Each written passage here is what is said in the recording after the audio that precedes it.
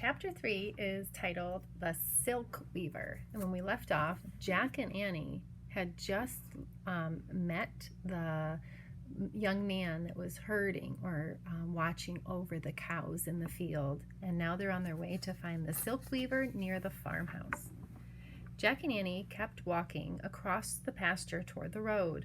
Annie stopped when they neared the farmhouse. "We have to find the silk weaver and give her the message," she said. "Let's do that on our way back," said Jack. "I'm worried about finding the Imperial Library." "What if we don't have time?" said Annie. "We promised, and he was so nice." Jack sighed. "Okay, but let's find her fast. And remember to keep our head down so no one will notice us." Jack and Annie bowed their heads as they headed toward the house. As they got closer, Jack peeked out from under his hat. An ox pulled a cart filled with hay. Men hoed the ground. Women pushed wheelbarrows piled high with grain. "There," said Annie. She pointed to an open porch where a young woman was weaving cloth on a loom. "That must be her."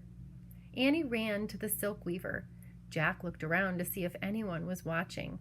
Luckily, all the farm workers seemed too busy to notice anything. Still looking around carefully, Jack walked toward the porch.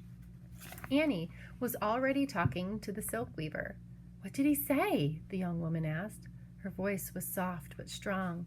Her dark eyes glowed with happiness. "He said you should meet him in the field at twilight," said Annie. "He's so handsome." "Yes, he is." The silk weaver gave Annie a shy smile. Then she reached down to a basket near her loom and picked up a ball of yellow thread. "It was very brave of you to bring the message," she said. "Please accept this silk thread as my thank you." She handed Annie the ball of silk. "It's beautiful," said Annie. "Feel." She handed it to Jack. The thread was smooth and soft. "How do you make silk?" said Jack. "It's made from the cocoons of silkworms," said the weaver. "Really? Worms? That's neat," said Jack. "Let me write that down." He reached into his sack. "Please don't," said the silk weaver. "The making of silk is China's most valuable secret. Anyone who steals the secret will be arrested. The Dragon King will have him put to death." So here's a picture.